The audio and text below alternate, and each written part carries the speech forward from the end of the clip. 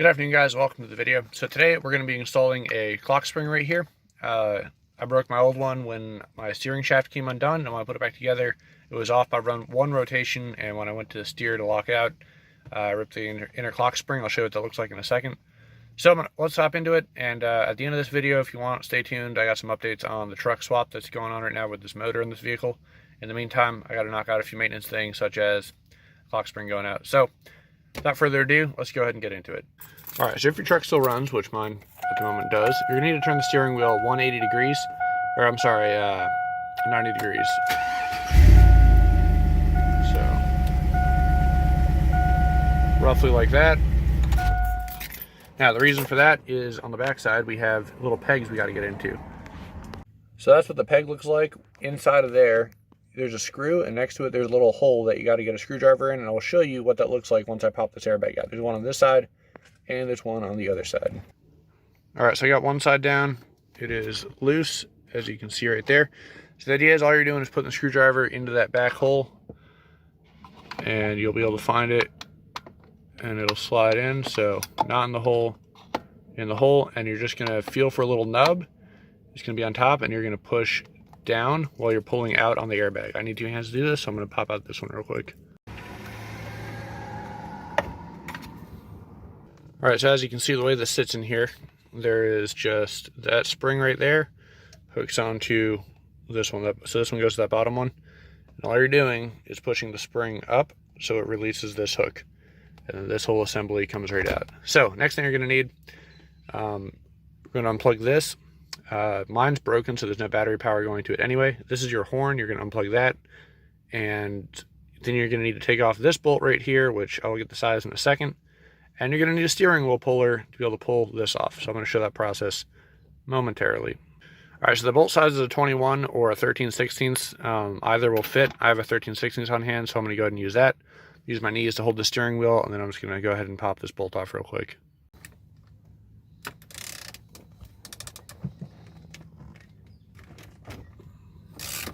All right, next up, detaching the airbag is as simple as popping this little tab up, and then you just pull up on that, and it comes right out, and there's our airbag. There's only one way that plug can go in, so no need to worry about getting it upside down. Be very careful with this. Set this off to the side. So I'm having some trouble getting this horn out right now. It rotates, but it doesn't seem to just pop out.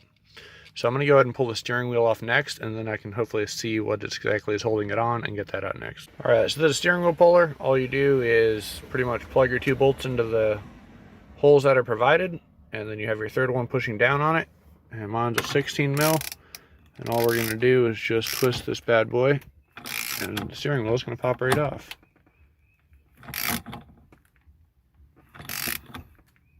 There we go. That's getting looser. And bam, that's it. The steering wheel is now loose. We're going to take this puller back off, and then we'll remove the steering wheel. Alright, so as you can see, the steering wheel is now pretty much off. And it looks like all you got to do is widen those 2 little tabs on either side of that plug, and it should pop off. So I'm going to go ahead and grab a screwdriver, do that real quick, and then we should have the steering wheel and horn assembly off. Well, that felt a little sketchy, but as you can see, there it is. So it's held in by this little clip, and it looks like I just had to pull it out. Didn't actually need to do anything. And then this spring pushes the cable all the way against a contact inside that hole. So I thought I broke it when I pulled this out, but that's what it's supposed to look like. So we're going to continue, and let's see if we can get this clock spring off right now, or nope, there's a snap ring right there. So I actually bought a pair of snap ring pliers. I didn't expect to use it on this job, but I'm going to go ahead and grab those and pop that out. All right, so if you have not invested in a pair of snap ring pliers, they're only like $4 or $5 from Harbor Freight. I would highly suggest it because you're going to squeeze and then pop this ring off. It's by far the best and only way really to get snap rings off without hurting something. So, and then you can flip around each side to get it to either widen or close on the pliers, depending on what you're trying to do. So yep, snap ring's off. We're going to set that down. Hopefully it doesn't get lost down there.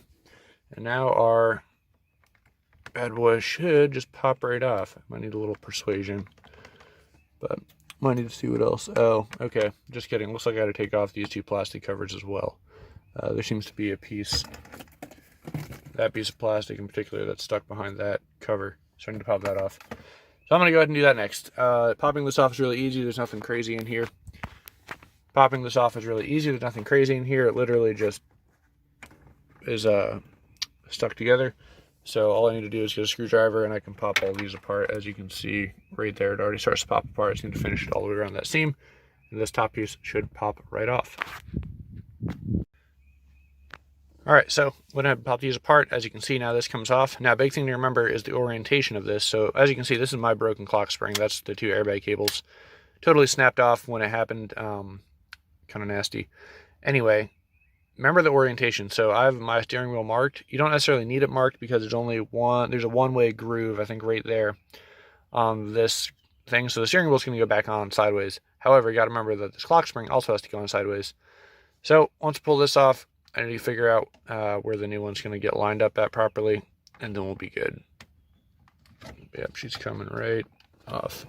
Looks like we got another plug right down there. Got to undo, and then we'll be good. All right, so this job just got slightly more annoying than I thought it was going to be. The other end of the plug actually comes out down there, as you can see, that yellow plug, and runs up right into there. So I got to figure out how to fish this bad boy through that opening, but that's where I'm at right now. So once I figure out how to fish this through, I can't really do a how-to on this. I'm sure there's a proper way to do it by pulling off this panel, but I don't really want to do that right now. So I'm going to go ahead and see if I can fish it through. All right, so that was a struggle. I finally got stuff back together, but what I'll end up doing is feeding the wire down right through behind this cover, down, and then following this down to where it plugs in where that yellow clip is. And the reason I did that is because the steering column has like one hole and it's about that big to get this wire through, and it's all the way in the back. So I'm not able to do that. Hopefully this doesn't have any long-lasting issues or anything like that. If the wire severs, I'll know because the airbag light will come on. So I'm going to go ahead and reassemble it. Pretty much just throw the steering wheel bolt back on until it locks into place. Again, this doesn't move anywhere. I went ahead and spun my clock spring very lightly until it locked, and then spun it the other way until it locked, and I was able to get a full, from lock to lock, is 6 turns. So I counterspun it 3 to make sure it was centered, because this is a used piece. There was no guarantee that it was centered.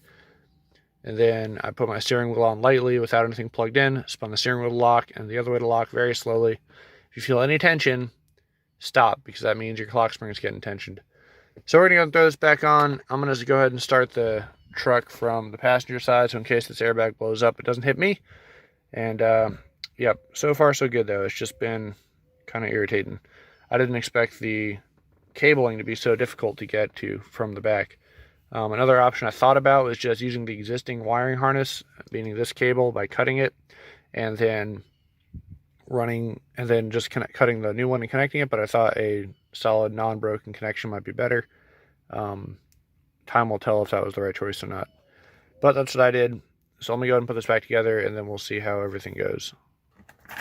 All right, let's see if we witness the airbag explosion or not. Looks like all is good. Airbag light is blinking, and it turned off. So it looks like it registered the airbag, and all is good. And with all great things, celebrated victory just a hair too soon. I forgot to put my stupid snap ring back on. Just don't forget that. I'm going to go ahead and pull this off real quick. Throw it back on. Or I might just leave it. I don't know yet. We'll see. But, I mean, all is working. So far, so good. Now, as for promised truck updates, I pretty much got everything I need for the motor swap. Last I need, the motor sitting in the back. If you're not caught up, this motor's got 260,000 miles on it. Got low on oil through the PCV valve. Forgot to monitor it. Went on a long trip. I was hauling. I got some knock going on in the bottom end now. You can't hear it when it's cold, but when it warms up, it's definitely there. So all I'm waiting on right now is honestly really just braking oil. After that, I think I've got just about everything else ready. I have to go through my parts list one more time, and then we're going to start the disassembly. A couple things I'm doing first. So you can leave the power steering bracket and alternator in the truck, which I'm doing, and then you don't have to disconnect any systems there, and then you can leave the AC compressor in the truck connected as well, which I'm also doing. I just need to disconnect it from the block. So far so good. I'm going to be having some more videos coming out in the truck pretty soon here. I don't think I'm doing it this weekend. Probably next weekend I'll be starting the motor swap. So it'll be fun or not. We'll see how it goes. My goal is to get it done in a day. I'm paying for a lift where I'm going to be at, and they have stupid hours from 11:30 or 11 on Saturday until 6. and then forced cleanup, and then in the following, and they're closed Sunday and Monday, open up Tuesday, but I'm going to be in class from Tuesday till next Saturday, so I'm really not trying to pay for a full week on a lift if I don't have to. Or not a lift, I'm sorry, but just a bay. Anyway, thanks for watching, guys. I appreciate it. If this helped you out, leave a like, comment, consider subscribing. Anyway, as always, have a good one, and I'll see you in the next video.